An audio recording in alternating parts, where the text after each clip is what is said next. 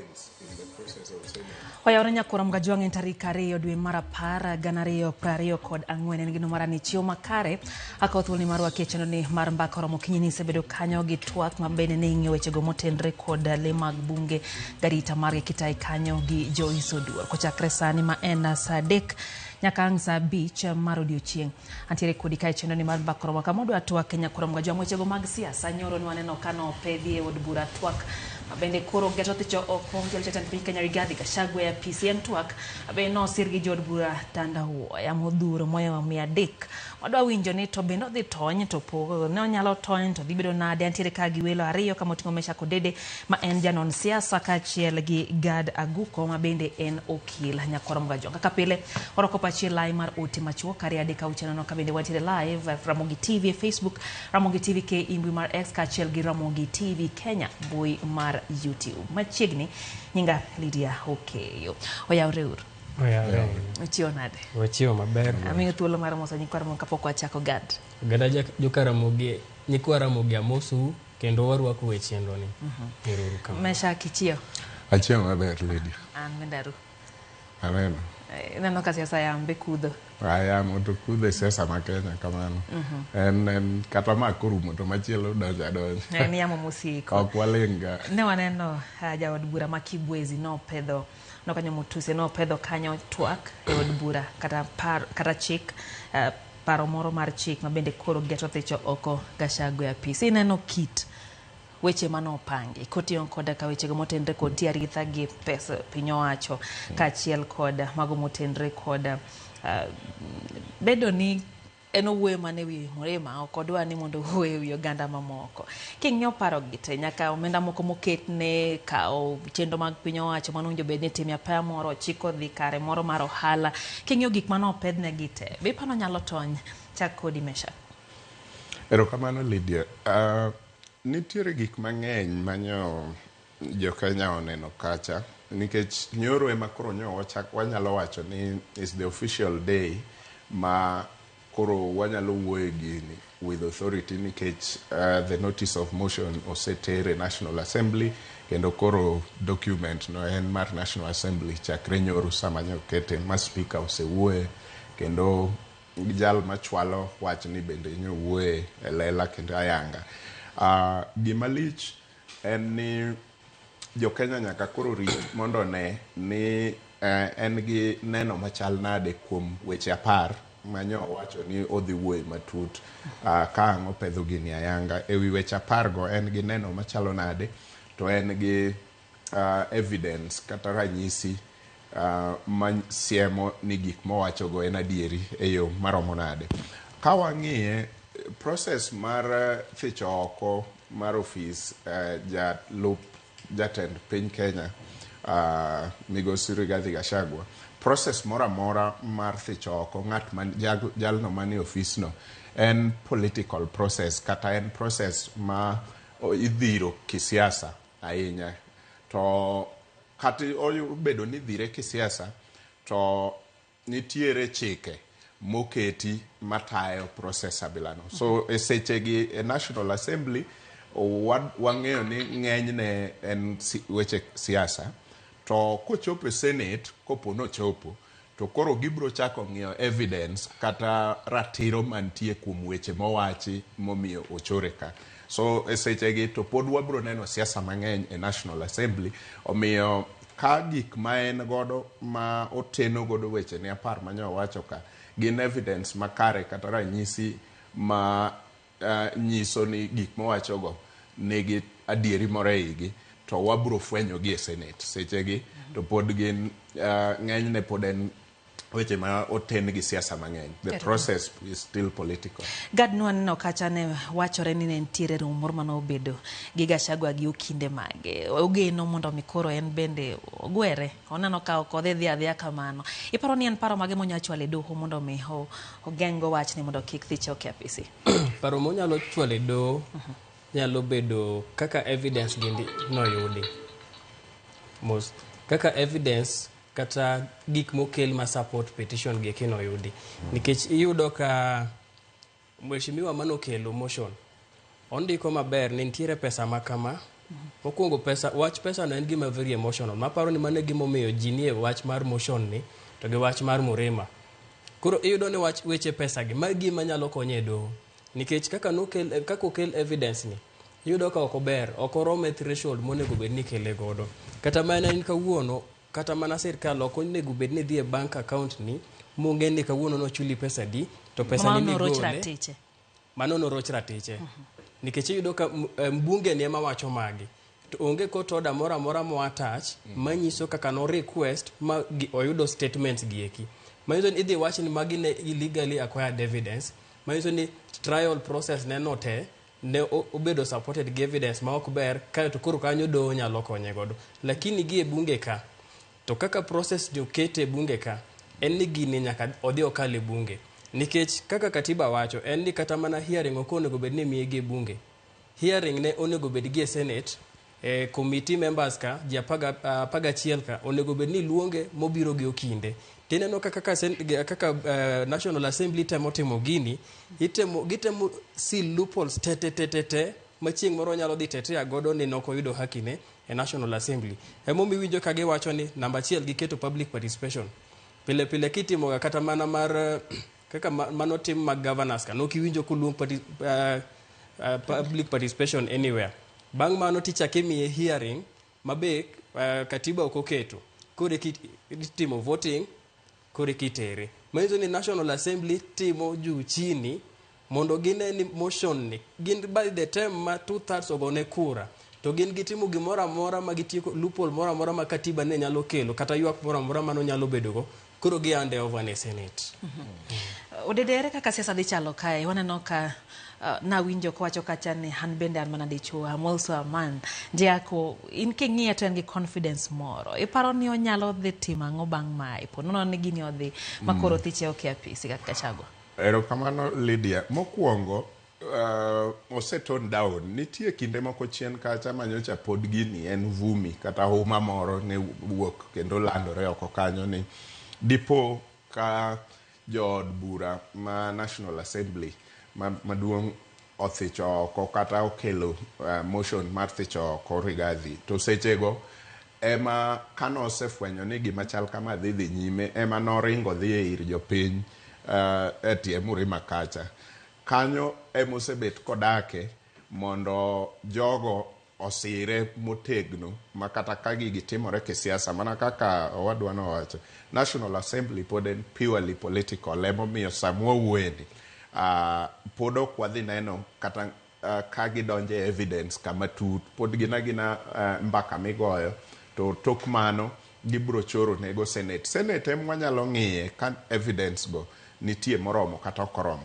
to samwa wueni pod gini te en very political but osetone down nikech kanyo ineno twakne gi jofwambo e ndalo ariyo machien nyo aneno ka ochal ng'ama duogo piny kisiasa chako manyo strategies mamoko monyalo geng'o go gini kisiasa nyo se ng'eyo ni gini dhi nyime kendo onge dok chien omiyo nyo wacho ni en gimonyalo timo onge ka giamua ni gidhi kode yo ma gidhi kode no gima dang'o time mano nyiso ni e yo mar siasa oseng'e ni gini dhi nyime kendo onge dok chien kisiasa koro chal ni en ng'ama opondo manyo strategies mamoko mamago nyalo bedo ni samoro en kata go kindene moko mokano kamoro mang'iyo gini step by step kendo ng'iyo yo minyalo ng'adgo gini either gi e Senate kata gi e court kuonde ng'ado bura mag piny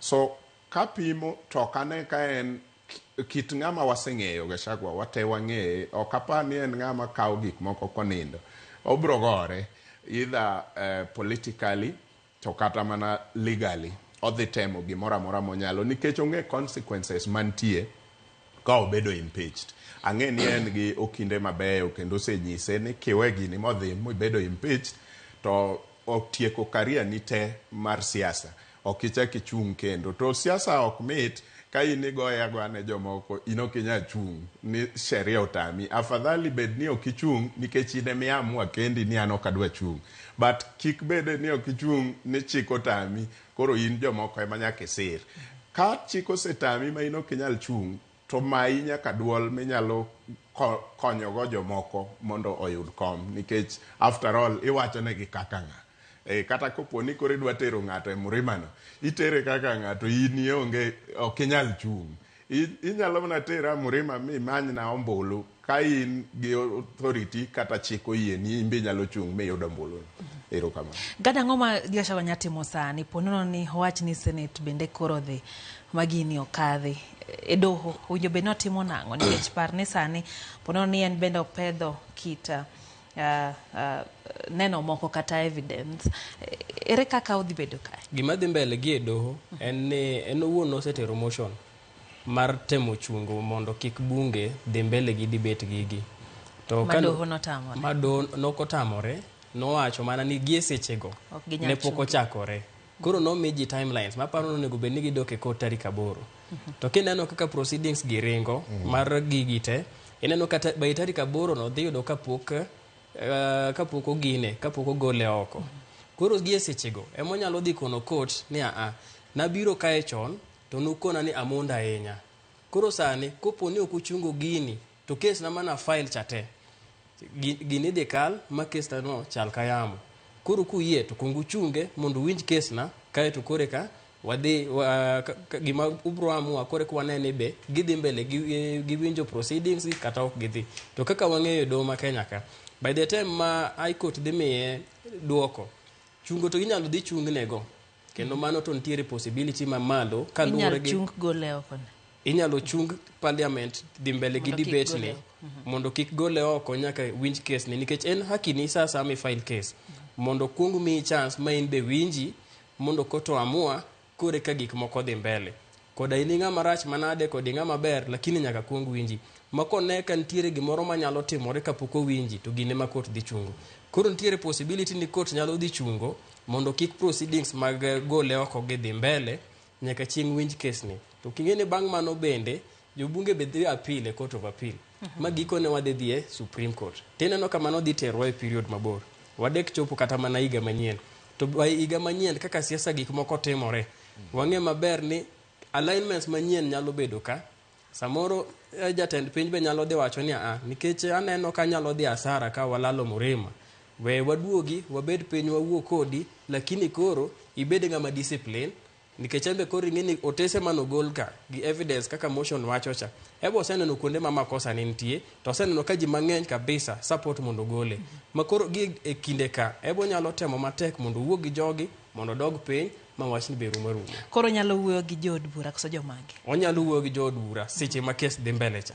Ma be yud ka weche dugo kwe. Masa makori brogo mbulu to jogi koro nyago ni kodhi. Makata koro mbulu no ok goye, nyalo yudo ka gini nyalo bedo gi drone. Ng'ama nong'eyo ni jakom ne nyalo tiyo gi ker masani. Siasa en gima josiasa okawe ni an interest. Gima dhi kelo kwe ne chunye owuon, ok ne ng'ata. Kaeto bende gini kwa wawe ma odhi mbele kama odhi kelo instability mang'eny ne Kenya kaka piny. Emomiyo ineno kata ka migosi Raila Odinga ebe ka noneno ka jo Gen Z ne tero gini kamarach manok dhi bedo gi Kenya, to noyie ni mondo dhi oti gi joge. Makata mana koro migosi Gachagua embe odhi neno ka gini odhi obedo maliet, to dhi kelo pogruok mang'eny, nikech ene mano chako pogruok ni ma mondo nyaka gik moko dhi mbele Kenya, nyaka ene mango duogi to nend piny mondo Kenya osudi ma ji chope yiero manyien. Odede winjo ka Gado wacho kanyo ni onyalo dok chien mogo mbaka gi jood bura, ma jood bura lok pachgi ma koro chak dhi kago ombulu to koro goni mondo dong'i apisi. To kirango gi wang' jasiasa, in janon siasa wapacho ka ineno Camille Odhiambo mano jaleg kweth ma no ke od bura. No wacho ni kiguza Raila to wanbe waguza Mlima. Ne gisewuok wacho ni ogonyo joge ge mondo bode koro ogosei kendo gisir golo Gachagua apisi. Ing'eyo ka bendi alora mar God Kenya kamoting'o Kimani Ichung'wa gini no wuok mora ahinya kata od bura nyoro mochungo malo kendo ochalo ng'amo siko nyera umor gi wach makama. Bi paro ni josiasa wa masane king'iyo gin tiere kod nyalo maloko pachi kama gino segi Kenya kasane. Erokamano Lydia. The truth kata dieri makende ni josiasa mane od burano ok gin weg gini.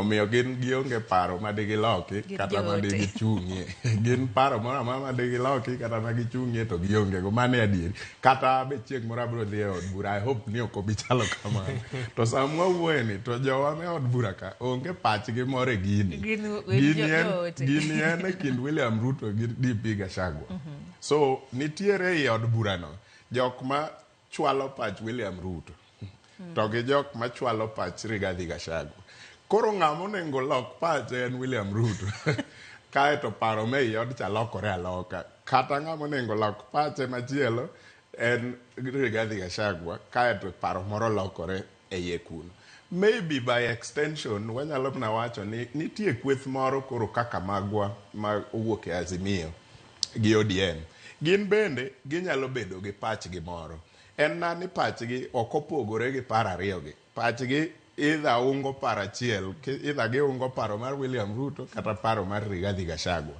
to gin gi ability mar ketho gini nikech numbers ma gin go ginyalo amua ni gichung' oko to chung' oko ma ok gi participate bende chalo ni gi participate kod Rigathi Gachagua participate bende nyiso ni gi participate either for yes or for no ma pod fall kuom Gachagua kata kuom William Ruto so by wanyalo wacho gik moko te to para achiel kende ma important sani William Ruto para ng'we wach ni mano kende paro ma important koro mano ende momiyo na wacho ni gini ogima yot tieko malich momiyo na wacho ni gini ogima yot tieko malich mana kaka chon kineno kaka mheshimiwa Millie Mabona gini kata mana Sanjo masani waziri no wacho ni and the last thing monyalo time ngimane en tiyo gi migosi William Ruto to sani en kanyo maybe any last thing no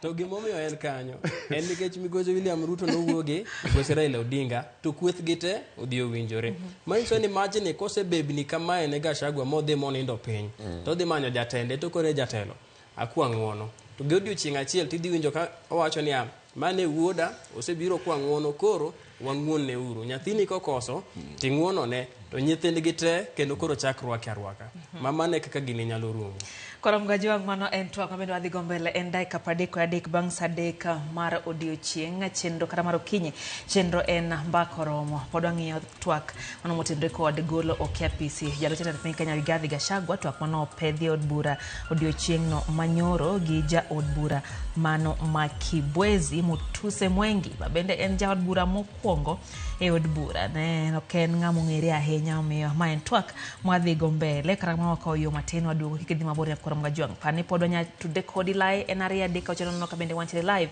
Facebook Ramogi TV ke mbui mar X kachiel gi Ramogi TV Kenya mbui mar YouTube kikidhi mabor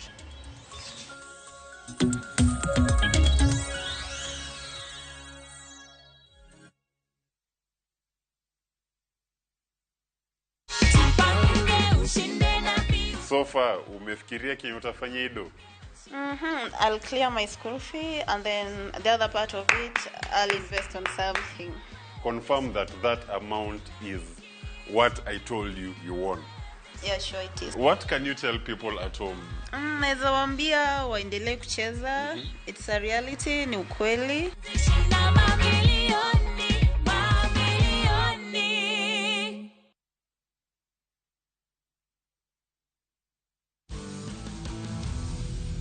This deal intends to increase fees and levies. How is that likely to affect the operations of KQ? It is important for that airport to be modernized. In fact, it is urgent. Profit after tax is down about 12%. What happened? This is driven primarily by finance costs because within the year, interest rates have been very high, especially in Kenya and in Tanzania. We have been in a period of monetary tightening. How has that impacted the kind of investment and the decisions that investors are making? Clients who are already holding Kenya government bonds should continue holding because it's likely that as the US and the rest of the markets lead in rate cuts, so will Kenya follow. Market Pearls with Jimmy Mbogo on Citizen Digital under business category. Citizen Digital.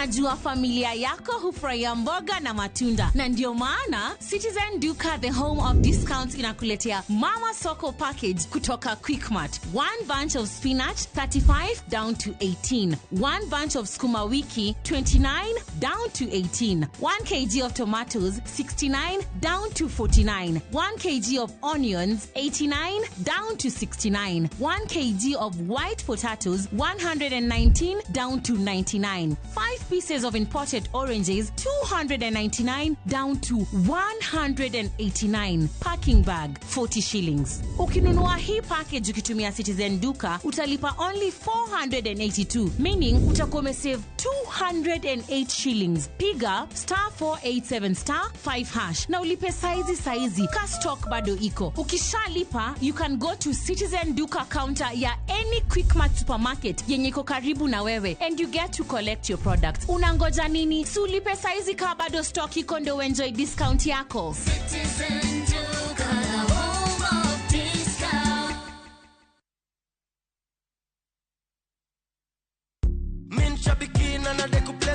My name is Godfrey Mwirigi Minyori. I come from Meru. I'm a fan of the Aviator game.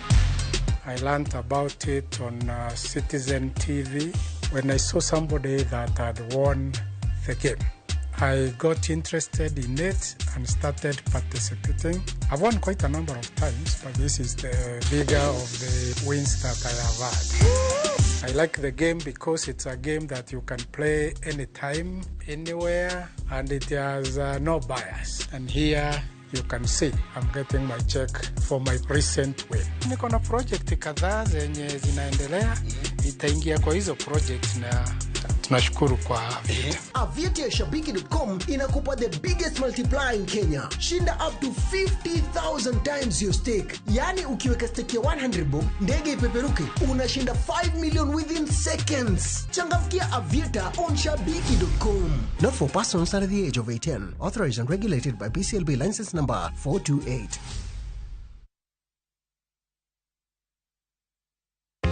Jothurwa be usebedo gi gombo mar ng'eyo kaka cham wuok e kodhi nyaka chop kaka chiemo e mesa. Dibed ni dwaro chako pith makelo omenda, kose dwa chako pur mana mar chiemo e dala. Wakelo ni yore mag chako magi duto e chenro mar pur gi ohala. Pur manyasani kendo manigi okang' mamalo to kelo yuto mathoth. Piny olokre dhi e technology kendo puro kenana pur kaka ne manyachon. Kuonde kwath osedok matin. Tinyalo bet gi dhiang' achiel mar grade tikete e ot tiomone chiemo to chiemo. Pur mchele ber kendo nyalo teri mabor. Ngimani be nyalo lokore gi higa 2 kende kitiye yo morere. Pur gi ohala kelo ni jopur kendo joma olony e weche pur. Chieng' tich adek saa 1:45 otieno, kik bai.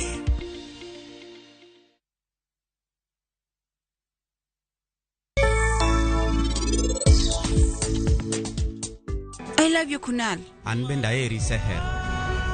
Alam joka luora hinya. Enango dida. An kare, onge gimora mora marach koda. In kawuono kidwa fula, irmama gi baba kai. Idane mona bodra kai nango. Enango momiyo in nikele ira. To bende enango momiyo in nitangona lek mang'enya hinya kan kode. Mayudi chieng' mokwongo mana ero ng'ato. Ahere.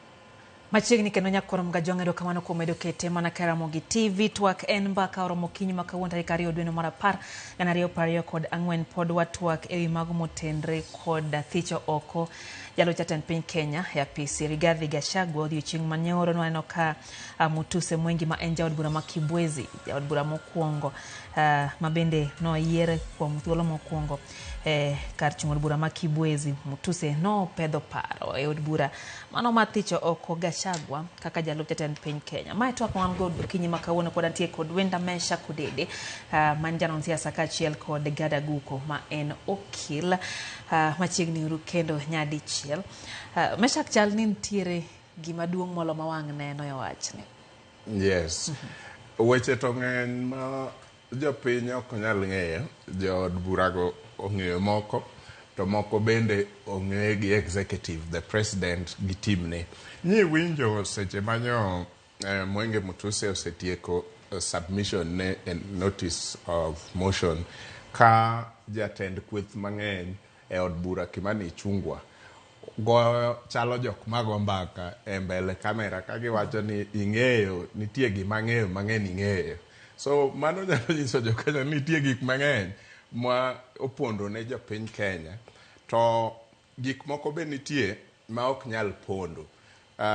Achiel kuom gik ma ok nyal pondo en ni ok wanyal expect much from jood bura ni mondo dhi obed gi a very rigorous debate ma jomoko lo jowetegi gi mbaka makal koni kata ma vote jok madhi kanyogo jood bura ma wan go kendo many parliament in Africa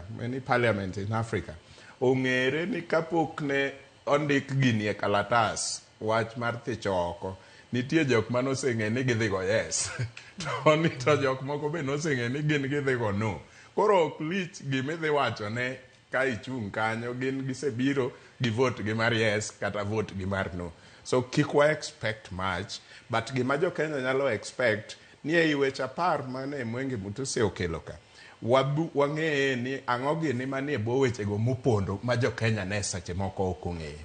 But kisiasa king'iyo gini politically to ok ane pogruok e kind William Ruto gi Rigathi Gachagua. Jogi chalre te nikech Rigathi be ok ochako go mbaka mar Murima sani. Rigathi, according to me, Rigathi ne Ruto, President William Ruto noyiero ne weche ariyo. To weche ariyo mano yiere ne mondo bed jalup jatend piny Kenya go weche mabe omi igole sani. Mokwongo noyiere nikech ong'ama ofuwo manyalo timo gik moko to ok obwogi ni gini dhi keta kama rach kata dhi keto ofis mantie kama rach. That is what he is. Emomiyo nonyalo yanyo Uhuru ko Uhuru ne ker to ok obwogi. Mage gik mane William Ruto dwaro kuome. To the same reason emomiyo igole sani nikech ok obwogi to neno ka sirikal dhi kama rach kendo gini njawo nying sirikal to ok obwogi. Koro gima nomiyo dware to emomiyo igole. Namba ariyo, gima nomiyo okel Rigathi Gachagua momiyo Ruto nokele. Ruto nokele nikech en ng'ama deeply tribal. To deeply tribal no ne tiyo e yo makare ne migosi William Ruto e seche ka. Emomiyo nonyalo golo jo Murima te kuom Uhuru to keto kuom Ruto nikech en deeply tribal to mano tiyo kaka glue momako gigo mondo gibed kore. To sani the same thing emomiyo igole nikech en deeply tribal to gino ketho sirikal nikech sirikal sani koro dwa ni mondo ji te owinj mayom kata obed one sirikal kagima sirikal is caring for everyone, especially bang Gen Zs. To en pod odhi nyime gi deeply tribal. So ana summarize ni gik moko ariyo manomiyo kete kanyo e gik moko ariyo momiyo igole. Idia we abed kanyo kaso ambe ntiere gimoro mokondo madhi wuoye mbele. Ntiere gima wacho ni e historia king'iyo mos ntiere gima kisungu wacho ni every president needs a son of a bitch. Ker ka ker dwaro ng'at moro ma wiye ombachni. To king'iyo kata mana Kenya ka iyudo ka gini osetimore. To ntiere sama kisetieko tiji to nyaka idhi.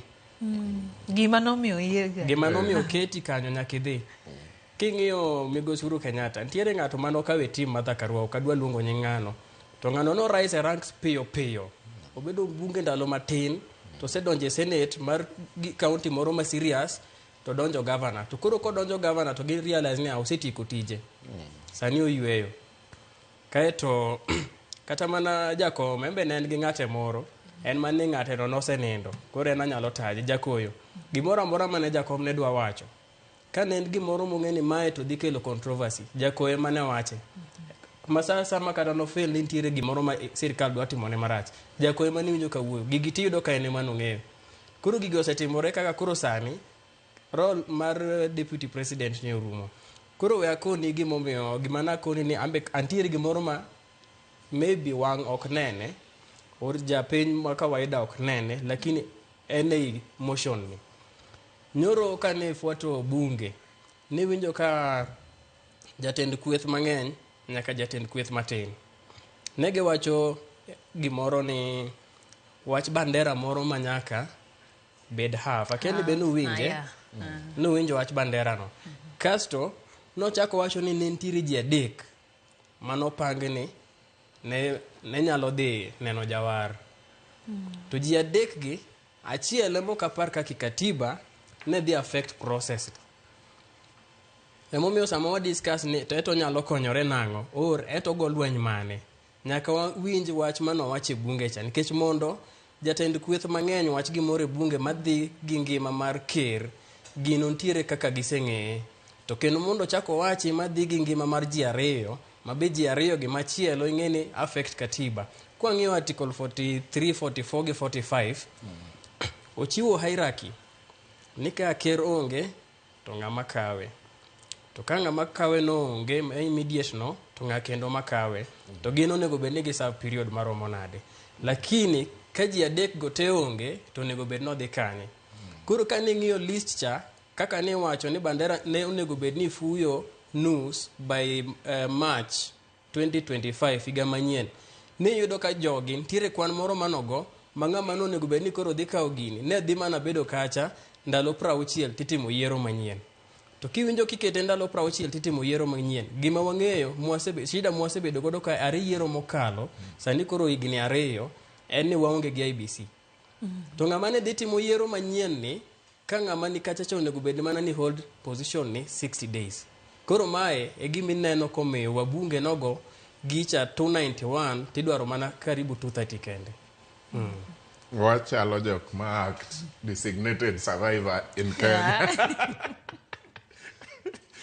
Mesha Ruto winjo timango na neno kanyoro ne gibago lamo jo thur Rigathi ho bago lamo nyaka kuonde miuse kuonde mitime ohala kendo giwacho ni ginyiso Ruto ni in kane isandi to ne onge ng'ama wuok mowacho ni koro thichi oko to in sani sesando nyathio namba 1 namba 2 kendo koro idwa gole to kata gimiwache onge ere duond Ruto ka winjo tim nang'o e sechegi to ling ne ulang'o gima paro en ni kadeber sani to koro chal kagima it is too late nikech document ni osedhi nyaka National Assembly kendo koro en gima jopiny neno te. Kadeber to Ruto nonengo luong parliamentary group meeting mondo giwinjre kaka joduond bura mar jo Kenya Kwanza giwach kendgi gigo mbaka ei giwegi ging'i ane ni to gik mantiere iye ka mwawacho gi gin gik minyalo losi koso gisedhi beyond loso.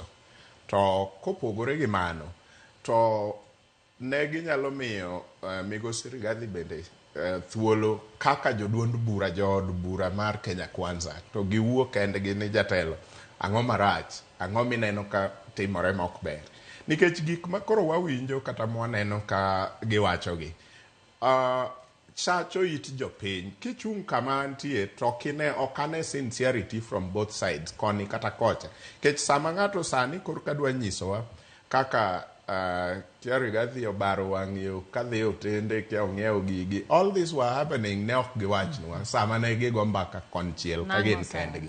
Rigathi bende okasowa koni ni en truthful man to truthful man ni ne ok onyisowa wachadani nyaka jakenya machielo kowacho wachadani to kata sani pod kipenje gi jofwambo wachadani to wacho ni en wachadani okia to gima chalo wachadani nyaka ne bet discussed e cabinet to cabinet no obete pile kwani nonindo chieng' mani discuss wachadani e class so ng'ani ok truthful man kako wacho ne jini so an kama bete both sides wuondowa kata William Ruto ok ng'ama ber as such to gima neno en ni wan gi wenge ariyo maramowa to wayudo opportunity mar thiedho achiel ang' wagwe no nade ere kaka dang' watamre thiedho ka an gi wenge ariyo to daktari nyisa ni ama to wanyalo thiedho sani to moro ni to nyaka wateri surgery 2027 mondo walos ni godo onen maber ere kaka dang' akwer daktari ni an wengena gi idha ithiedho gi te kata iwegi te. Mane kama e gima neno. Wathiedhuru mwayudo kinyalo thiedh sani. Kopo ni en rigiji ne wang'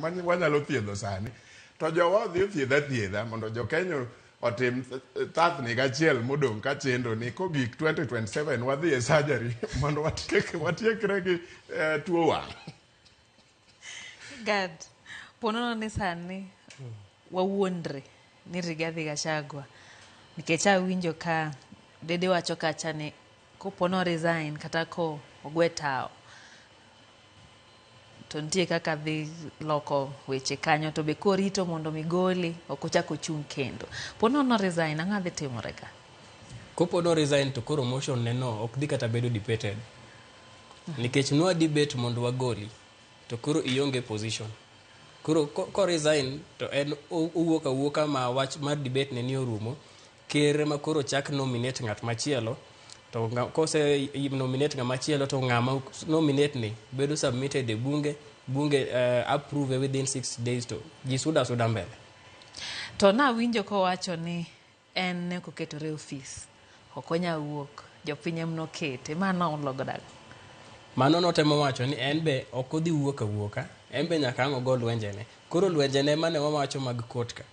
Koro ing'eni lwenjene mag court ineno ka already sani en e court gi kes mokwongo. Koro court ni nyalo dhi wacho ni to sani notemo mana chungo ni gini obed debated kata kik obed debated.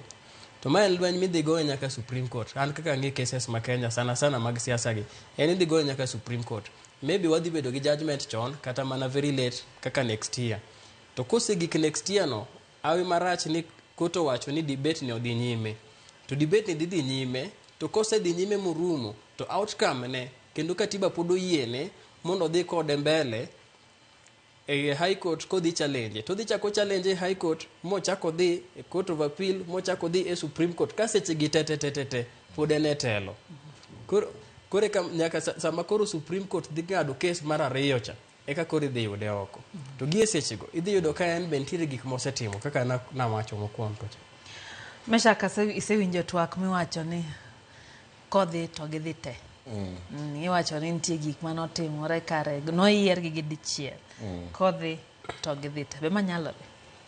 Dhi to ok ginyal dhi te kata nobedo noyier gi dichiel to responsibility kochopo to ng'ato ka ng'ato kawo responsibility mare nikech koponi wariwogi in the name of presidency to mano biro nyiso ni kata apise modong' moko me bad sirikal mamoko the argument will go into that space. Wabiro wacho ni parliament and parliament, wabiro wacho ni executive and executive.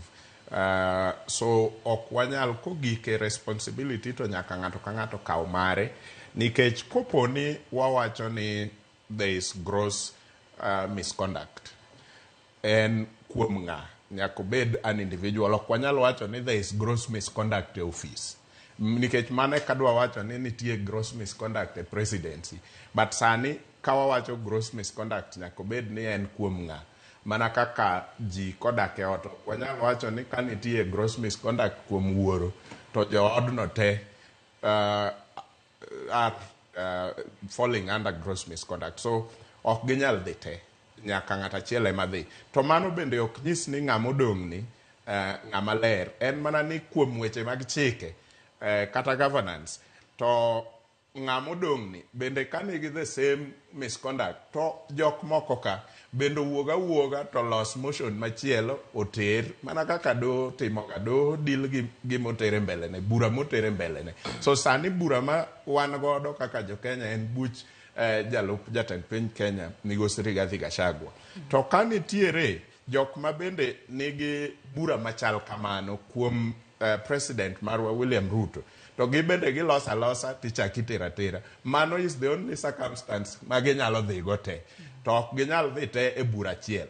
Ng'ato ka ng'ato nigi buche. Nyaka Ruto be chakne. Nyaka Ruto be timne mana mare. We an ba med matin. Article 45 emoketo kaka inyalo gol ker. To keto specifically kaka inyalo gol ker mo outline the entire procedure. To kose outline kore ko chako discuss position mar deputy mar ker.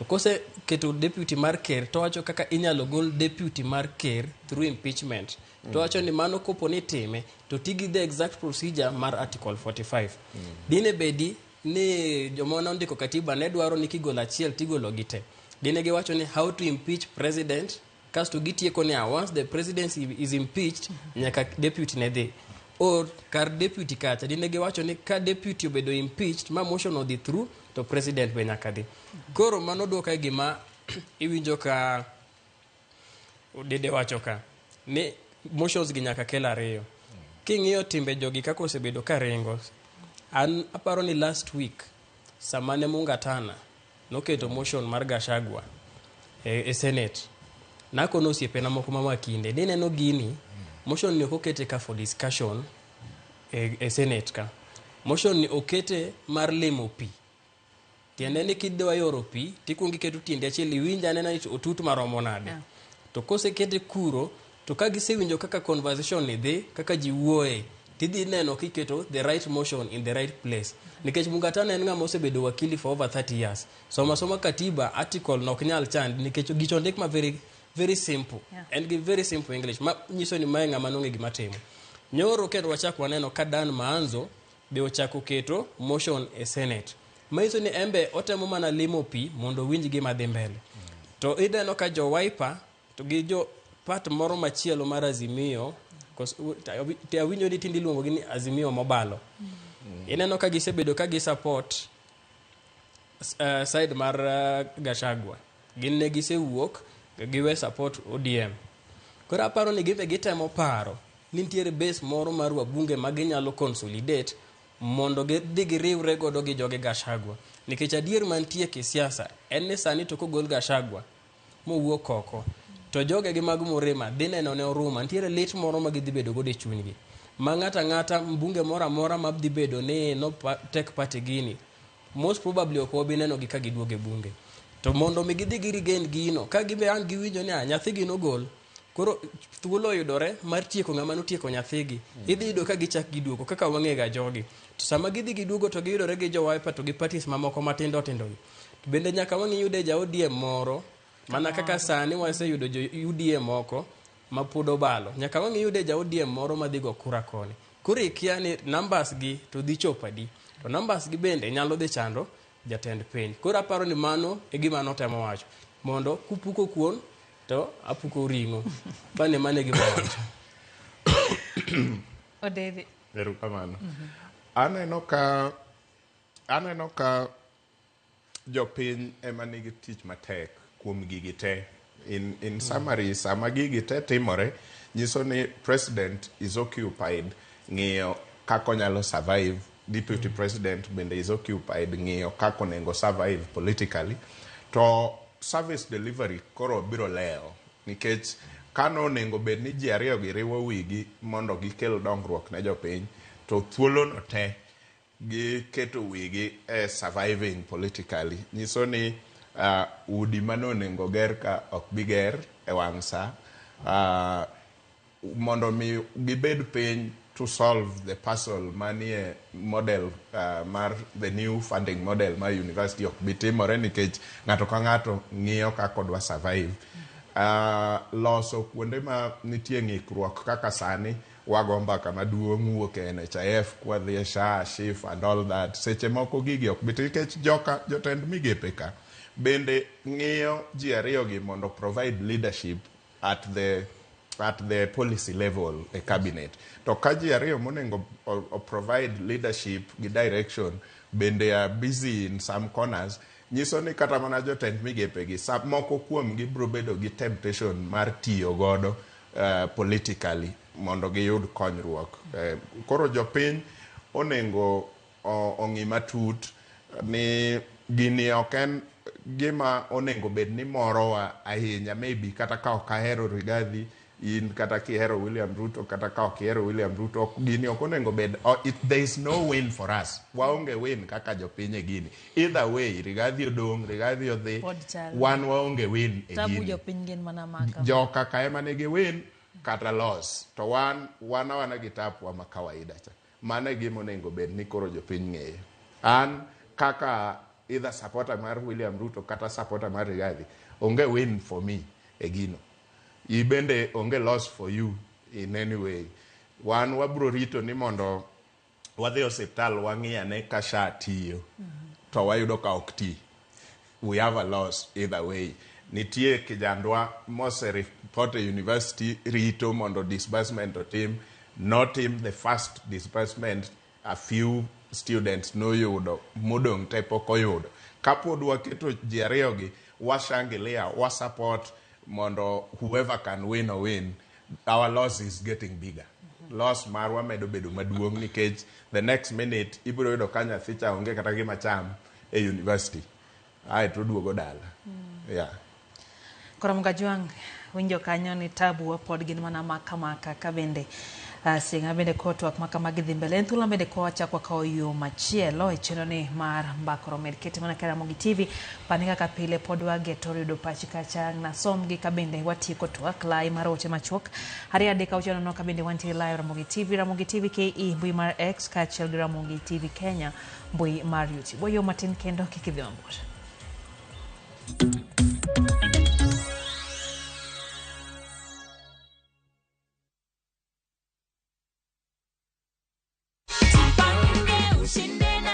Naweza sema ni Mungu. Ni Mungu, si ndio? Ni mkulima.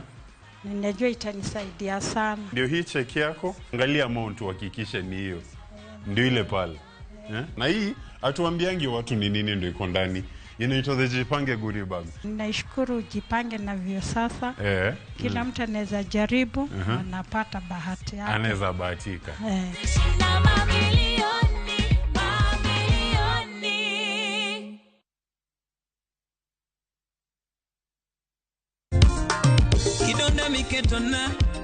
Kidonda miketona niwecherage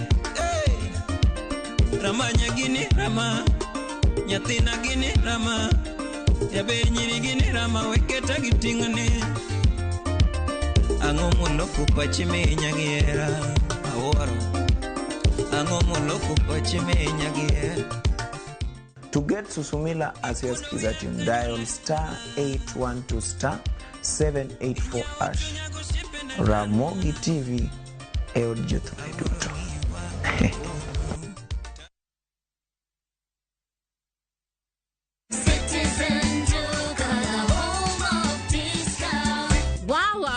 Wow. To all the lovely ladies out there, Citizen Duka, the home of discounts, inakuletea the lovely lady package from Quickmart yenye iko na mahitaji yako yote ya kila siku. Dettol soap 75 grams 2-pack 550 down to 399. Vaseline Cocoa Glow lotion 570 down to 399. Dove Roll-On Original 50 ml 475 down to 285. Always Maxi Thick Extra Long 189 down to 169. Packing bag 40 shillings. Ukinunua hii package yote ukitumia Citizen Duka utalipa only 1,292, meaning utasave 542 shillings. Piga *487*5# na ulipia saizi kama vitu bado ziko kwa stock. Ukishalipa utapata confirmation message, meaning unaweza kwa any Citizen Duka counter ya Quickmart and you get to pick your products. Unangojea nini? So ulipia saizi ndio ufurahie discount yako ka stock bado iko. Citizen Duka, the home of discount.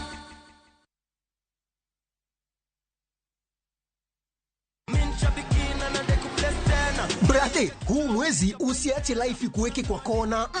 Kama hivi Shabiki.com tukupeleke na rada Boost account yako na 3 million in cash prizes on Shabiki Aviator. Kaza ndege yako to the highest multiplier, shinda 50,000 kila siku, halafu grand prize ya 350,000 Kenya shillings kila wiki. Runway iko so clear. Usiache pesa ikupite. Jiomoshe na Shabiki Aviator. Shinda 3 million in cash prizes. Not for persons under the age of 18. Authorized and regulated by BCLB license number 428.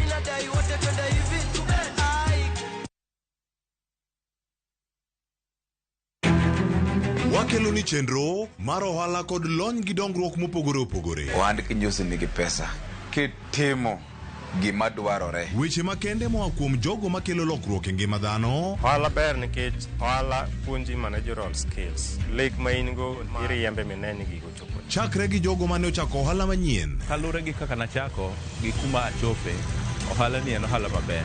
Nyaka jotelo molony e timo ohala. Akwayo jodalawa te odogi ohala. Ne pek mane gikalie. Pod waonge uhuru mar ohala. Loch mane giyudo kod kinda mane gitimo e manyo gik mabeyo beyo. Ka jaohala ok inyal chako project ka ionge gi market. Tudri gi Cleophas Oluoch e ohala gi mwandu. Tich ang'wen ka tich ang'wen chakre saa 1:45 otieno.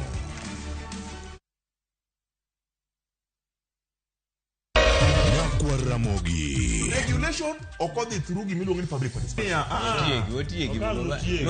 Be ikori mar donjo matut e weche madongo e Uganda wa. Mibadhi ma wuok e NTSA ng'eny seriously. I have to say this. Wanono weche siasa kod weche mamulo ngima jopiny. Sama gigo nyaka japur. Nikech japur ni obro puro kande ni otere kanye. Buch jopiny en kama wamiyo pek paro kachiel kod nonro ma intiere godo. Wan gi chike mabeyo matayo gigi waduto te. Ok diang' wachnya every time ka ng'ato dwaro to waloko chike. Nyinga Trevor Ombija jandingo panga jo Nyakach dendo nombija taya nyakwar guok kocha pesa. Wanere kendo. Tich adek ka tich adek saa 3 otieno mana Ramogi TV.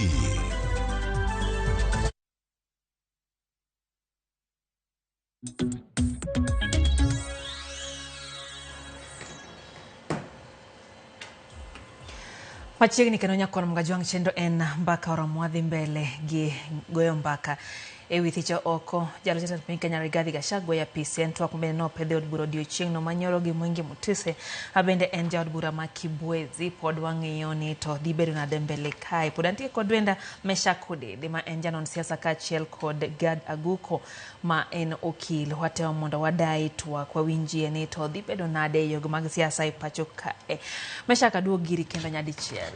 Ne waneno nyoro ka igombaka kacha to jatend kweth ma thoth nowacho ni mondo dhi ong'iye arita mar jood bura mano oketo kokgi parono mar chik mar thicho Gachagua ko kae to bende oseneno chien kacha kane nentiere oganda maya e alwora Mount Kenya nyoro ne wuoyo maber ahinya e mbui kotenre kod Ndindi Nyoro man jaod bura ma Kiharu kuom thuolo mang'eny waseneno ka osiroga jatend piny Kenya William Ruto ka en bendo hige to ne onyalo bedo achiel kuom jogo mane nyalo dwaro mondo obed kol William Ruto. Kata kamano chal ni no ochung' gi chien. Winjo kacha kiwacho ni samoro ka ni chung' gi chien nyiso ni okin achiel kuom parone to bende ka ne goyo to nyiso ni hei parone nyiso ni to dhibedo ne jood bura mano ok osiro wach. Situation ma jood bura nitie en ni choices kata yiero dong' ariyo kende. So esechegi ne joneno kata jo winjo mawinjo wa jaod bura mawuondi ni en okogo yes kata okogo no, mano jaod bura mogo no to ok dwa wuok e lela no go no, nikech go no chalre gi weyo mok igocho, go yes bende en yes wate wang'eyo. So jaod bura mineno ka play politics mag not yes not no is basically a no guy ma onge gi chir mar wacho ni an achung' gi Rigathi ago no. Mane gima timore kanyo. Ma onge gi chir mar wacho kamano will walk away kaeto mondo nere ni an na onge. Kech na awinjo ka jood bura moko bende osechako badhore no kiano winjo nyinge list to en gino noko support. Gin gik magalagala moko bende ne wuoyo kuche chien e mbui kaka gin gi dich gi weche momako jopiny kaka wang' yore gi kiang'o gino means nothing to kwachiko itwa kucho tisomo nying gi ni gin giseketo sei. Koro it's very difficult trusting jood bura on this process, but gimang'e kama antie ni en weche ariyo, either in jaeno kata yes.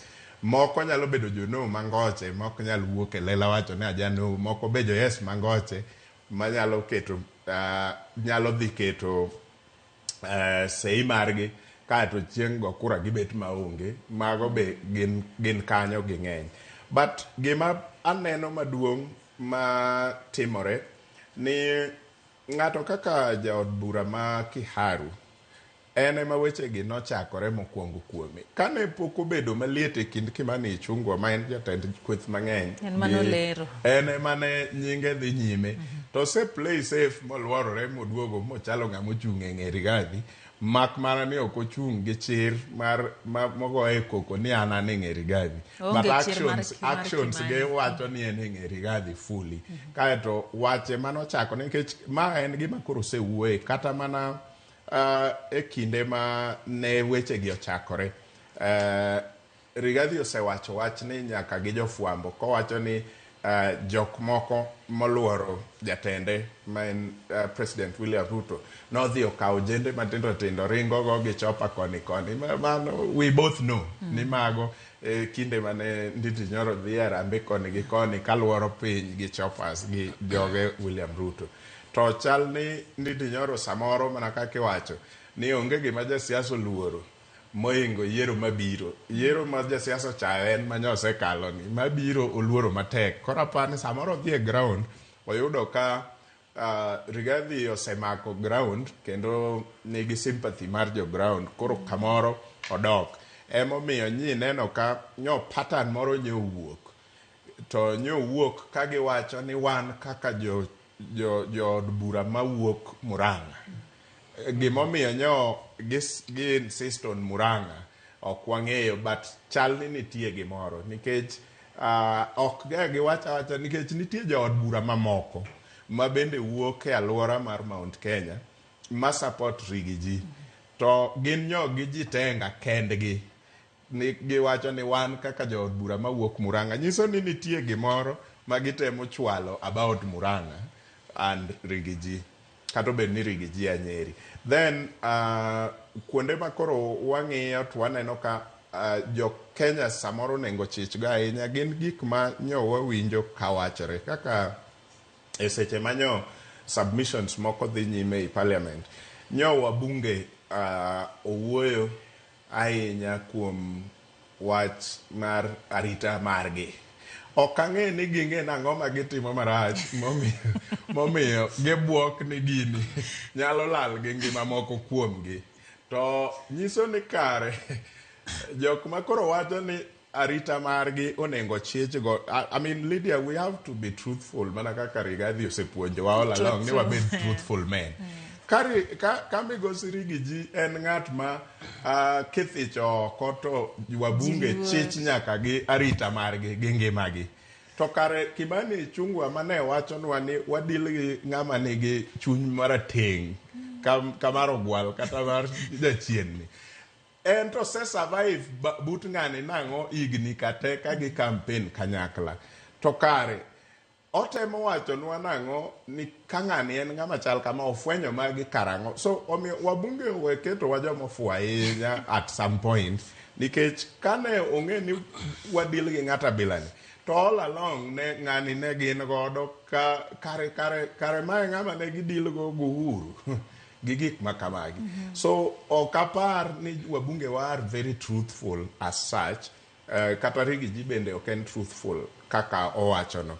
So wang'iya ne uru kwa dhi nyime gima dwa dhi timore to gima giwacho ni public participation mano is my last point.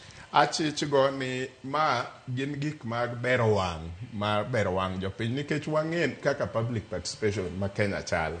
Ere achiel kuomwa oko ka man gadieri ni ka udhu chiwo pachu e gini to pachu no will matter kata will change anything. Ka gin giwegi ji 290 to gimobedo nominated ma ok ng'ato nyal convince nyawadgi ei that house ma cross the floor ma wach ni an na biro kago yes but koro Lydia o convince I am voting no. Ere kaka an japiny oko ka anyalo nyise mowinji. Ok gibi winjo en bero wang'wa mondo wane ni gini wa bende pachwa nitie. But okane ka public participation will make sense. Gad jod buro luor koso bedo nade ka. Giluor lakini we akunga duoke gimoro matin. Awinjo ka owacho ni okia gimomiyo jogi koro mention mana Murang'a. An aparo ni aseng'iyo sana historia mar Kenya. Ntiere kaka od Mumbi nopogi. Od Mumbi kore od Atwara we aluong kamano. Ntiere kaka nopoge to ntiere kaka onego bed ni gikawo telo. ker mokwongo ma Kenya ne a Kiambu. Kaeto koa Kiambu kowe telo to ke mane Moi nodonjo. To gi seche ma Moi ne nie telo, ne nitie ng'ato ni Kamodho. Not Kamodho, Matiba, Kenneth Matiba. Matiba nolaro ker sana. To seche ma nolaro ker, kane chance ne chiegni mondo telo no Murang'a. To ema ne wayudo ka Mwai Kibaki mane koro by then ne MP madonom, to koro noloko base ne ka otero Odhaya ma Nyeri mondo dhi okon joka ni en ja Nyeri, koro komne gilare kijodala. Ma nikech nochung' ema nomiyo Matiba ne ok obedo president. To bang'e to oduogo moyudo telo koro koa Nyeri. Kibaki ma Matiba Jamurang'a en ok oyudo telo throughout. Kasto bang' mano to Uhuru ochako donjo. Koro lweny mosebedo ka gore ka en ni ng'ama nonego bed ni kao deputy mar ker masani. Machiel kuom joma nyingegi noket kacha ni Ndindi Nyoro. Ma gimomiyo joka nogole ni ne pod otin e higa, to ne gin gi sigu ni Yeso tin e higa, to ong'eny gi ndalo e siasa moingo Gachagua ma kore ka ne nie tam ne mokwongo. To giko ne to nomi Gachagua ma iwacho ni ker ema ong'e kaka noyiero Gachagua. Koro bang' mano tema jogi ochako wacho. King'iyo kaka lweny ni nochako boil kama ne Dede wacho ni jogi ntiere kijana mane ringo gi ndege. Ne Ndindi Nyoro. Makata mana mabeyo dhi gi ndeke no. O kata mana Murima kende. Koro ma jogi kodhi ong'iyo to gineno ka lwenj Nyeri gi Murang'a ni ochako duogo. Koro nyaka ne ging'i kaka gidwa tieke nikech giseneno kaka Gachagua ogike en ng'ama dhi nimo. To kodhi onimo to Ndindi Nyoro ma gineno ka gihero kacha. Pod ng'at matin ma pod nigi future e siasa. Koro ma momiyo Ndindi Nyoro nodhi o consolidate jogegi ma nyaka Senator nyaka Muriugi ne mane ok dwar Gachagua mogik, sani no wacho ni gine ma gichung' kode. Gitemo protect future gi. To future gi ma gitemo protect ni wakia ni ande ni sama idhi go kura ni Ruto, sama koro ang gidhi gibedo pamoja od gi maraput bang' kosegol Gachagua. Ang ne gidhi make decision mar kao the next person now. Gidek wacho ni ng'at mane number 2 the last time. To ng'at mane number 2 the last time ne ng'awa Ndindi Nyoro. Koro wadhi yudore e situation ma idhi wach ni Ndindi Nyoro ema mondo bedi. To ko wach ni Ndindi Nyoro ema mondo bedi, tembe ng'endi pod en gi future. Nyakubed ni embe onyalo consolidate base ne moro. Koro ikete kama safe, makupo ni ene mango yiere, to dhi dok to kono Murima ni winjo. Ane makoro keta gini, to an ma uketa ni, ato na chungi nyathiwa. To jogi pod dhi winje. Koro mano e game ma jogi temo tugo ka. Agenda aduoko mano. Kaeto machielo, mar jotelo ywago gine, arita gi margini. Mae, ing'eni lidia siasa iseroga gi yore ariyo. Mudong' kaka mag pesa mag werigo. Ntiere kisera maruo gi ng'ato maber mondo oheri. To ntiere buogo ji. Inyalo buoge gi adiera, inyalo buoge gi miriambo, but ntiere buogo ji. Koro magi gik miyudo katimore ka. To giki winjo mbekni manego e bunge miwacho ni ntiere jok manonego bed ni kalo gi ngimagi. Ka koro achiel kuom joma ne gikwano, kopo ni ok anyal wacho ni en jatend ker, lakini king'e kaka chike mag piny ringo gi mag bandera. Ni winjo ka jatend kweth mang'eny owacho ni bandera dhi ringo nus. Ng'ama onego bed noringo ne nus en mana jatend piny. Koro kiwinjo ka jatend piny emibiro iwacho ni ngimane nyaka med riti. Koro wabunge to gin ng'a gini. To waseneno chien kae sama nigo kura moko mopogore opogore kata e sirkal mokalo. Ka wabunge mamoko kaka Cleophas Malala. Ntiere chieng' moro mane waneno ko ring kode omake sama ji kia to ring kode to be onge keth mano duogo donjne. Koro mane momiyo nikech gie seche gi nyaka jalup jatend ker embe en gi power ne moro. Embe ntiere gi joge ne sirkal manyalo konye go lweny. Ko gik ni koro telo ne idwa manye ga goko. To wakia ni onyalo gik kanye. To morals ne nikech winjo ka joge wacho ni en gi chuny marateng'. Wakia ni morals ne nyalo chope kanye ko gik ni koro idwa many gi chego teku. Tinyalo be po ka joge gi be kuro wacho ni kuwatu ng'atwa ni ema watho godo. To bende akia ni over the weekend nuneno ka jatend Mungiki machon ntiere rally ne moro manoluongo.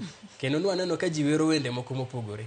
Wende ma giwero mopogore go wan ok owuoke e gweng'no. Ok wanyal ng'e ni jogi ne wachano. Koro mane momiyo wabunge nyaka luor ne gi ngimagi. Odede chuny marateng'ni ofwenywa na sani.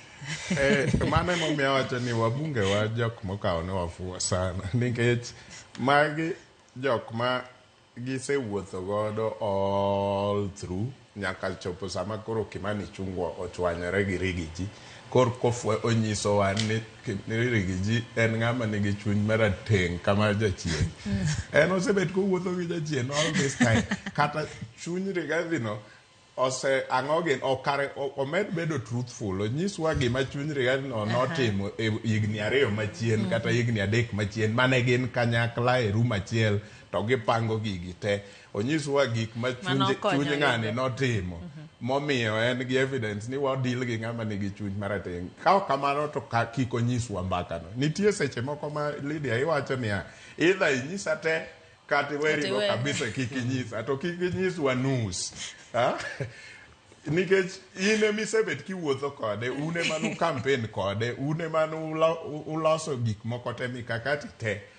Either in gi evidence fully mar chunye marateng', kao kamano to weri godo ionge gi evidence wegonwa mbaka bilano. Nikech sani is too late to tell jo Kenya mamoko gik mokabilago. Aparo ni kaber to gidhinwa dhia straight to the point kendo ginyiswa ni magi weche mwakelo momiyo wa impeach bwanani. Ma okalo chik kama chal kama odok ataro mar chik ka to chik wacho ni kidok ataro mar ma to in ng'ama onego bed ni thicho oko ma ok wadonje gik moko manyaka personal nikech chuny to ok apar ni kata jeye kanyo go ni chuny gi ler te ji 200 gi wiyego ni chuny gi ler te ji 291 mano chuny Rigi ji nikech nyawinjo kaje go uwi kaka mano iluongo nang'o patriot ni ng'ama osign gino patriot ng'ama ok osign ok patriot. Wabunge wetugo kod an aparo ni gimomiyo jogi wacho ni ng'ani chunye rateng' nyaka nene mokwongo ok apar ka nitiere emotion mora mosebedo supported gi namba mane obedo godoni kata mana mar finance bill mane liet cha nokochopo nambani tineno ka ng'ani ikone ni wek wacho wach Murima kila mahali nikech sasa miwache to koro kibed deputy president mar Kenya kuri chalo ng'ama serve mana community achiel tineno ka kata kwere ni owadwa kae dhi marach to owache mochako dhi othiane kaka modhi dala gi Mbadi be odhi okono Mbadi odhi dala gi Wandai ni kuri ng'eni Wandai antiere gimoro ma wacho ga nikech an awacho adier an truthful man ni kamoro amora kata ko yiri telo nyaka chak gi dalau koro andong winjo ka igoya na wacho Murima imbe in CS mar Kenya lakini ija ugunja mokwongo ineno ka koro sama ng'ato koro dhi timo gimoro ne Kenya ine telo mar Kenya ini paro mana gweng'u ok ipar ni gigi onego bed ni time ne Kenya nikech sama itime ne Kenya te ntiere ng'ama wuok gweng'u matiye Murima ntiere ng'ama wuok Murima matiyo Mbita koro ok onego bed ni ng'iye mana ni in gik moko te onego bed ni dhi dalau nikech sama iketo ni gik moko te onego bed ni dhi dalau nyiso ni ng'ama jawuoro ma jodalau go kende manyaka chiem ma ji te oninda kech to kendo nyiso ni in inyalo timo gimoro amora mondo in emi chiem kopo ni jodalau podi to in emi kungi chiem makata ka jomodong nindo kech to ginende makata kopo ni Kenya wabedo ni waonge godo ni ji okere te to in ibeda ni Murima to ngima koro apani mane momiyo joge wacho ni en chunye rateng' nikech en ong'iyo mana mare ok ochako ng'i kama chielo. The truth is Rigathi wacho to jomoko timo koro wan gi wenge ariyo maremo either way nikech ripode mokunyo wuok chien ka kineno allocation mar pesa mokete yore e gwenge mag Kimani Ichung'wa is not proportionate gi moket e yore migero go yore e gwenge mamoko mag wabunge mamoko mok jomirima kata ok pak sirikal manie tich to nikech Kimani Ichung'wa koro ok wachi en okete in practice koro he is standing out to be much more national than Rigathi. William Ruto oketa jood dalagi mang'eny e telo moingo kabinde moko bak mana ni en kobiro to wacho simini mtu wa baba to ni wawacho ni mano koro nyiso ni William en ng'ama chunye ler rachar kapamba. Rigathi wacho ok ahero gite, both of them ok joma beyo, but jopiny onego ng'e ni wadil gi jok ma all of them are politicians kendo all of them nigi character trait achiel mara politician. Mak mana niya wan ok wahero gik minyiso wa probably wan gi soft spot ne ng'ama timatima gike to ok wachi. Koro Rigathi makosa ne en ni amana kaka nawacho mokwongo en ng'ama ofuwo ma kata owacho gima dhi kete e mach to pod otime atima nade, pod owacha komoro wang'e to wacho ni an nyaka wachi an a truthful man. Gino ne konyogi kanyakla. Kimani Ichung'wah ne feel ni Rigathi was a hero e seche mane Rigathi wacho gik mar deeply ethnic e sa campaign mondo tan jogi e jok mano nyisowa ni Raila was not an option. To kendo mano ne en Rigathi Gachagua achiel ni mutu ya watu to the people ya Mrima, Raila is not an option. Koro kamane kaka nwakawe gi chuny maler wan joge Raila Amolo Odinga ni Raila was not an option. Kata sani ebe ok en option. Koro kata ka William Ruto bende oketo joge gi etelo is very ethnic and all that, ebe ok en ang'owa, ebe ok en option. Mane kaka wambe waluwe wan wakawo mana mbaka ne chae mwachwalo mos kwadhigo nyime kaka Raila, nikech mondo mi niwachnwa ni Raila is not an option nyiso niya kata ne udong' mana gi guok to Raila is not the option. Wambe de sani kata wadong' mana gi William Ruto ma is deeply ethnic okawo jolang'o lilo kete telo gi kiang'ang'o, wabe Rigathi is not an option. Mane kaka ne Imiya paro wach moro naneno kumoro e mbui ni ngima chalo mogo, ng'ama otielo ni emitielo ne kanyo opar ne Meru tibe Meru pore duoko. Ere thuolo ma process ni kata chenro ni duto owinjo bed ni kawo kotende kod chike ma pacho kae chakre kopedh wach ni e bura nyaka koro bede giko mare be katibu ochiwo thuolo mowinjo bed na otimore? Entiere thuolo moket mar kila kitu, anyalo outline gi. Mokwongo koro nosekel motion. Koro kosekel motion to ne koro kanya mana awacho godo ni gimoro amora masani ineno ka jobunge timo kaka public participation, debate, luonge mondo bi owuo, magi gitimo for formalities. Gima katiba wacho ni onego bed ni timore e bunge en ni ikelo motion.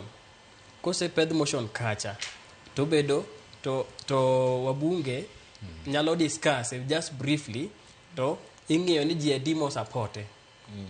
Mamano kan tek wanawe inyalo tere sani to wabunge discuss sani to gi supporte tiyudo 2/3 cha. To koseyud 2/3 to immediately within 2 days onego bed oro resolution no e Senate, nikech Senate kae ma kuku wach nitie. Bang' dala ariyo itere Senate, within 2 days itere Senate. Senate kae dhi ng'iye, koseng'iye to ginyalo debate briefly, then they decide gidhi ng'iyo charges ka be gi reach constitutional gito nyaka gi discuss within 7 days. The first 7 days moter ni gogoi gino nyaka gi discuss kaso gidhi ng'iyo ka grievances mokel gi be gi meet constitutional threshold. And if they do, they may form a committee. Koro ng'eni may ok ochuno. They may form a committee of 11 members. But aparo ni mondo gine ang dhi kete maber gidhi form committee. Mane kaka seneno ka trajectory magine dhi kawo. Gidhi form committee mar 11 members. Koro committee mar 11 members ni be dhi bedo gi 14 days. Magidwa debate godo gini, masa magi debate idhi miye thuolo. Koro kae mondo bed ni miye thuolo, ok National Assembly. Kae idhi miye thuolo mondo bi owuon oler gik moko te madhi mbele, gimoro amora, penjo moro amora. Koselero kae to oyiene nyaka biro go kinde wakiline, ma wakiline oyiene bende koro penjo moko ei evidence manokel ka mondo giyud ler kamili, mondo Senate oyud ler. Koro committee ni dhi chak ng'iyo gik moko kaka odhi mbele proceedings gigi, kasto koro giduoko gini e Senate. Koro koseduoke Senate to Senate koro chak debate gik manokel negi ka, tichak imiye opportunity mar explain. makoro chako biro koro Senate in person. Mamar National Assembly ni magi oketa keta. Senate kae makoro kosewuok e committee kano poni notere committee. Ma committee kucho se biro gi wakili ne, but committee pod oyude guilty. Tikele Senate. To Senate chak debate gini. To ka Senate ose debate gini, to miye opportunity en be, the last person. To temo lero gik moko mowinjo ka gik moparo ne committee ka ne okoyudo maber, makoro dwa clarify ne senators. Nikech sama senators di discuss to no wuono nego bedno bedo iye kacha. Kasto kose winje tigo kura. Igo kura e Senate. Senate kanyo. To kura no kutika go ene outcome ne koro kopo ne obedo impeached gi seche go to nego beno weyo. To koko obedo impeached to odhi nyime gi tich. Koro thothne gima bro timore. Onego bed gazettement moro. Tieri gazettement. Koro gazettement mar declare vacancy. Inyalo time in the normal gazette notice kata special gazette notice. Kaka speaker oyiene timo a special gazette notice. Koro kae mabro luwore gi how quick ma speaker ne be act. Hapa ni mano nwaneno vacancy marango. Vacancy mar position mar deputy president. Koponi othiche oko. Koponi ogo kura to kura cha oloe. Senator approve ni mondo othiche oko. Inyalo yudo ko ogo kura no sa auchiel otieno to sa auchiel gi dakika achiel gazette notice cha wuok. Ko wuok kamano to dhi miyo lot of challenge high court. Nikech koro vacancy no se bedo declared. Koro case nyalo ma bedo gima high court koro nyalo mana timo en wacho ni gie seche gi kik ng'at machielo cover that space nyaka wa winj case nete. Tiyudo ka seche moko gin jibetinde rie kasto gik moko be odhi digital. Emo meneno ka Senate nyalo chiwo the gazette notice kata sa uchielo tieno no. To ibro yudo ka embe wakile ne dhi beda ready gi documents. Gise upload gi mane judiciary tinde wan gi filing portal. Itie katia go kura ne to gichulo filing fees. By the time ma Senate kuro tieko golo gicha kech kura kadong tinde giwuok kacha to waneno. By the time magitieko go mogik ibro neno ka kech gin 10 allegations. Uneno kuse lose a day. Of course ungeni gini osebedo impeached. Uchulo filing fees. Kuro case obedo filed before declaration of vacancy. Kuro mane gima paro no bro tim. But kang'iyo taneno ka gidhi on a side mar committee of the whole house ka gichopo e Senate nikech 11 obro fight mondo gidhi e committee of the whole house mondo nere ka gima en gi fair chance nikech 11 ingeni committee gi ibi yier from different sides to inyalo yudo kaka sani onge side ne moro malong'o ma onyalo wacho ni this side ni kora. Koro obro opt it will be easy mondo the house owach ni ok wadwa keto the 11 people in a situation mar determining this whole thing. Let us determine nikech Senate ok duong about 67. So I see a possibility mar the whole house kaka nyocha ne gidhi mar Kawira Mwangaza gibro the whole house nikech case ni is very important. Mabende kata senators moko might not want to stay out. The 11 members ema deal with the case. So I see that as a possibility, as a high chance.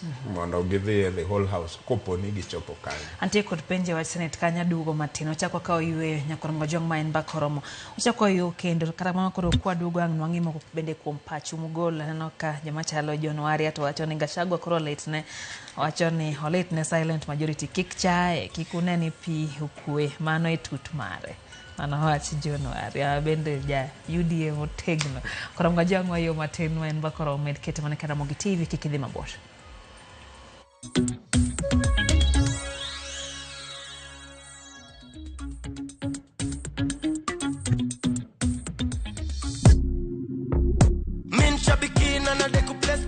Naitwa Daniel Kimanzi, nimetoka Kitui County. Mimi kazi yangu ni an engineer by profession. Shambiki ya Fieta, nilianza kucheza na pesa kidogo, nikimprove kidogo. Nilikuwa nakula tu natoa, nafanya kazi zangu, lakini mpaka saa hii ndo nimefika mahali nikakula pesa mzuri yenye inaweza nisaidia. Saa hii nikiwa nimesimama hapa, niko na furaha sana. Nimeshinda 1.5 million kama venye mnaona kwa hii check. Hii pesa itaenda kunisaidia sana pamoja na familia yangu. Niko na watoto shule, italipia fee. Biashara yangu ya construction pia huwa inahitaji pesa mingi, itaniboost kiasi kikavito, na pia nitaendeleza mambo zingine zangu. Win big in seconds. Aviator ya Shabiki.com inakupa the biggest multiplier in Kenya. Shinda up to 50,000 times your stake. Yani ukiweka stake ya 100 bob, ndege ipeperuke, unashinda 5 million within seconds. Changamkia Aviator on Shabiki.com. Not for persons under the age of 18. Authorized and regulated by BCLB license number 428. The festive season is more than a holiday. It's a time for family, joy, laughter, and creating memories that last a lifetime. What are your plans for this festive season? Whether you're dreaming of spending your holiday on white sandy beaches, on safari in the wild, or escaping to international destinations, View Travel has the perfect festive holiday planned for you.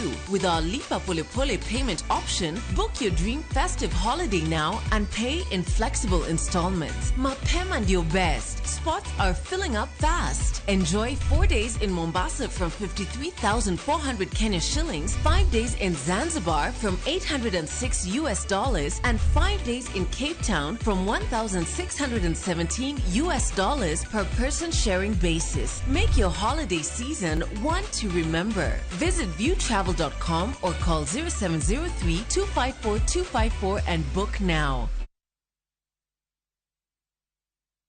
Aya katikati ya uwanja kule, anaanza ule ni Haaland Kiptanui. Anakwenda, anamtafuta KDB, Kevin De Bruyne akipita, anakwenda, anamtafuta kule huyo ni Foden Kipto, anachenga moja, anamtafuta kule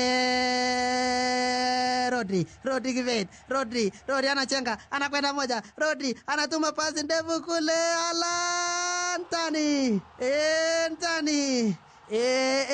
Dial *811*346# to get Man City as your skiza tune.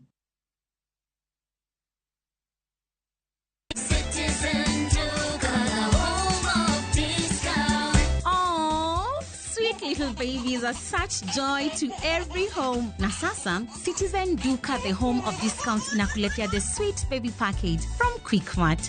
Winnie's Total Afya 1 kg, 270 down to 250. Nip Nap Baby Diaper Junior size 5, 999 down to 799. Toto Baby Wipes 140 down to 112. Dove Baby Lotion 755 down to 378. Dove Baby Soap 75 grams 225 down to 113. Packing bag 40 shillings. Ukinunua hii package kwa Citizen Duka utalipa only 1,691, meaning utasave 748 shillings. Piga *487*5# na ulipia saizi ka stock bado iko. Ukishalipa utapata confirmation message ya kukwambia you can go to any Citizen Duka counter katika Quickmart supermarket yoyote yenye iko karibu na wewe. Unangoja nini? Sulipia saizi ndio enjoy discount yako ka stock bado iko. Citizen Duka.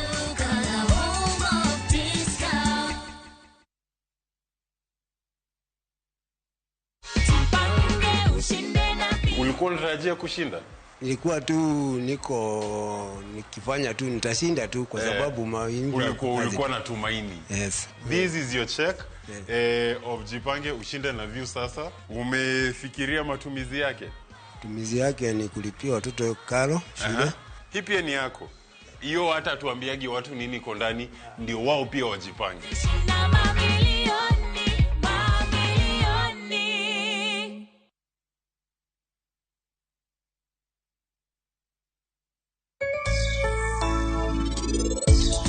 Experience mara ni when I was starting, iti ndalo mana pitho to thote, kata thoth gi tacha ka pitha tinde gi gitima ne puodho ka kendgi. Sani koro kamany, koro jibiro ka kendgi.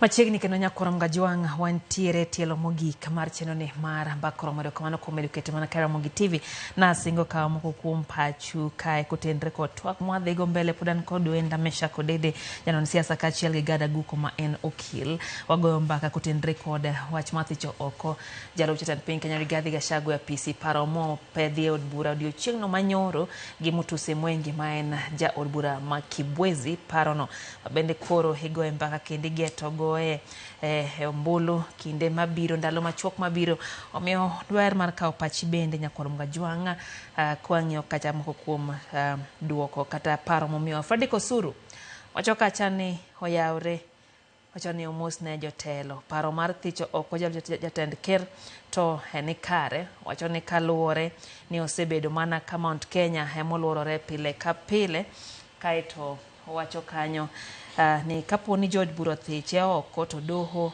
oduoke obro tiyo nade gi Ruto.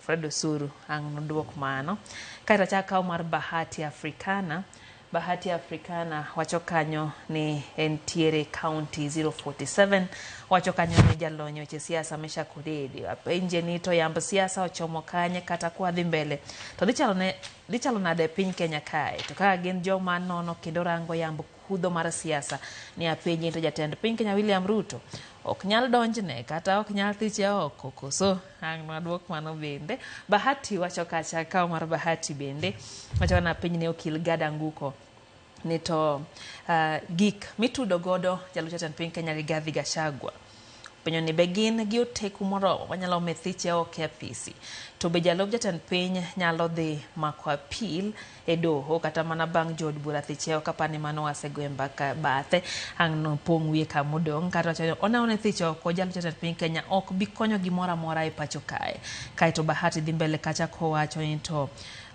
ni to onyalo mana nyuolo koko kod ruombruok mar uchumi mathurka mogi kaka opach Ruth nyathi Ochieng gi Abdalla Ruth wacho kacha ni bucha thicho Gachagua en oyuma kendo wacho ni en ketho saa nikech kata kokalo e bunge to Senate ok nyal kalo wang'eyo ni od bura nitiere siasa madhi e nyime to Senate to nigi jok ma pachgi leho dede ageno ni winjo mano ka en wacha gross misconduct to ker gi jalup ne oseketho gi te maka en luwo chik to kare ber gidhi giduto jogi noyier kaka package koro girit gitiek tam mondo gidhi giduto oluwo to ka en moja inako giko Abdalla mar Katito wacho ni embe entiere kodwa wacho ni de owe jalup ker nikech Kenya ka inyalo non to jite richo Odede erokamano jawinjo marwa moro penjo ni to yamo chalo nade yamo ena kaka pile yamo amana kumoaega kumgi odhi kumadhi wachiko 2027 yamo to siasa ni also has everything to do with 2027 nikech wang'e circumstances mano kawogo Rigiji kiketo ka to Rigiji no temo gwere gi ma nyose gweta Uhuru Kenyatta mondo gi obed ni ene kingpin masani koro gomo dok ir Uhuru no so siasa ma wan go te gima ok awinj ka donjo na ahinya en ni wadwa chako keto Murima as the center of 2027 politics onengo wabed gi other issues mariwo the whole country makwadhi e 2027 elections to wan gi agenda mar Kenya to komwarieni nyiso ni clearly agenda mar 2027 election bro bedo Murima othiche kata weye whichever way Murima ema dhi bedo agenda maduong' mar yiero mane kama neno ka yamo ni orieyo machielo maneno en ni either way jogi ok dhi tiyo nikech janeno ne penjo kadipo ni be gidhi tiyo kata kadoho duoke wadhi bedo gi situation machalre gi 2018 running to 2022 manie kind Uhuru gi William Ruto makoro nikech constitution omiyo ker kata jatend piny Kenya William Ruto thuolo mar miyo bwana ni tije monengo ti kaka principal assistant obro golo ng'uko lwete mar miye tije monengo ti kaka nyoseywak ni osegole WhatsApp group cha idhi gole grube modong to kosegole to obro idhe wi gari to koro luorore alwora Mrima the whole term maka gi 2027 to en samoro ok obing'iyo winning an election but making sure no deny William Ruto the vote ma Mount Kenya. Mano kende tich mobro dong kotiyo. To kopo no duoke to ok gibitiyo kako onego giti. Gibro bet ng'ato ka ng'ato ng'iyo bathe nikech weche mawuok ka matindo tindo mawacho kaka nyi winjo ka koro wabunge lieko kagi kacha ni ngimagi ok gin go sure about these things mana kaka mar president bende gidwano rit mapek to e kaka jakocha bendo sewacho ni gini itemo mienego gi thuon nikech nyocha winjo kowuoyo gi jofwambo to wacho ni mabende jo Kenya mang'eny be ong'e mano somehow there is some bitter truth around it nikech kane gik gi ochakore te mag Gen Z gi ne mokwongo ne Russia according to Isaac Mwaura ma en jaloso e lo sirikal to kowuok e Russia to bire Uhuru Kenyatta to koae Uhuru Kenyatta to oringo dhi Ford Foundation koae Ford Foundation to koro duogo go tach ka Rigijika koro Rigiji penjo ni ere kaka gini dang ring kama nikech sama koro giki Rigiji to koro tudo Rigiji nyaka gi weche mag gik moko niya koro ngima jomoko nie danger to seche mane en Ford Foundation ng'ama ngima ne nie danger gi gik makamago so gigi te kawang'iyo to nyiso ni the long route magisedhiye ma ng'ato se drag wadgi all round kata giwuondre sani ni wadok koro gik moko sawa wadhi tiyo kanyakla jogo ok bitiyo kanyakla so japenjo mane penjo ka dipo ni jogi dhi tiyo nang'o kata kopo ni koto duoke en ng'ama koro dhi wuok very defiant en ka koto se duoke to koro en defiant en otimo mana campaign gik miriembe sirikal en koro odhi ong'iyo ma bank account ka dwe rumo ka msaro se orne gi allocation monengo tigo e gige nego to pesa ne miwacho ni en gogo anakiage but miwacho ni en gogo koro oburo mana keto oko kanyo ko oluorore otimo campaign to loso group modwe bedo godo e yiero mabiro. Erokamano ahinya Meshak. Gad kaduogo wadonge dakika matromo ang'wen kama kende tieko twak. Wach mar Senate. Awinjo ka achiel kuom ajurano wacho kanyo ni chal ka gima Senate nyalo rese. King'iyo senators ma wantiere go sani en to wacho ni senators gin joma pachgi liw kendo en kod giyie ni gidhi luwo pachgi no kendo gidhi golo ng'eto makare. King'iyo Senate ma wantiere go sani bende ginyalo reso jatelo. Kapok wang'iyo Senate no tadwa ni okwongo wang'i wabunge oyiergi kaka oyier senators kendo iyudo ka senators to oyier gi ji mang'eny moingo wabunge to josiasa gen josiasa kaka iyiero mbunge kaka iyiero senator chieng' miyiero gi be chalre koro gi sechegi kik wang'i individuals nikech wakia gima iwacho ni dhano jakwadh chunye ka wang'iyo legally to grounds ka ginyalo kale Senate grounds go nyalo kale Senate kwa ng'iyo gi evidence kaka noketi dongo neno nyaka pichni koro grounds nyalo kale Senate lakini okanyal wacho gi sechegi ni senator mane madhigo kura to kata mane ma ok dhigo kura. The only other thing mwanyalo timo mondo wang'e gini nyalo kale Senate kata nyalo fail en ding'iyo numbers mamano tapao ni jawinjo ni nyalo bedo piny kende mogo modhi ong'e ni ODM nigi ji adi, Wiper nigi ji adi, UDA nigi ji adi, to ng'eni jo UDA gi mane mosebedo ka wuotho gi jatend piny to mane mosebedo ka wuotho gi jalupne. Koro kanyo nyalo chako go kwande to gi seche gi an ok anyal wacho ni jo senators stage mariek kata senators stage mofuo mana dhi bedo ka wuonde. Kwa tieko mesha kaduogi hiri matin ponono ni koro othich Gachagua kendo koro jatelo bende koro waamua sani no wane broad based nano katwak dhi mbele kanyo ganda wuoyo kage kacha moko neno ni jaluo ema koro chal ka gima jatend piny oliere nikech osegolo yie mane jomulima ntiere go kode. Diponi king'iyo gangochi mar jasiasa kata janono chego mag siasa oganda luo nyalo dhiro rute ker kuom thuolo machielo 2027. Erokamano Lydia. Gik moko ariyo are very important. Kata mana Senate kopo ni gini ochope. Motivation mang'eni because William Ruto jasiasa kendo en jasiasa man gi experience. I am very sure ni sani mano e pala moting'o eng'eye. Nikech kopo ni joluo kata senators me Luoland owinjo fununu moro matin kata en miriambo ni gini dipo ka odhi korwa, to mano is a motivation mondo gigo kura mondo ng'ato odhiye. Jo Mount Kenya bende nitie moko manyalo go kura ni after all gini duogo karwa, ya ma sitwa oduogonwa. Jomoko bende kabinde mamoko be. So aneno ni ma en siasa makoro William Ruto modong ka tugo. Nikech ma biro bedo motivation. Samoro onyalo tugo gi jomo opogore oluongo ng'ani onyiso ni gini dhi koru, gini koro jite dhi bedo gi motivation kucho. Kendo ma okoni ma siri. Koro idhi nyiso jok ma e gwengeu ni wago uru kura ng'ani odhiyo nikech gini biro nwa. Ose confirm na jomoko be kamano. Bang'e no te ene modong gi gini ene mong'e kumotere.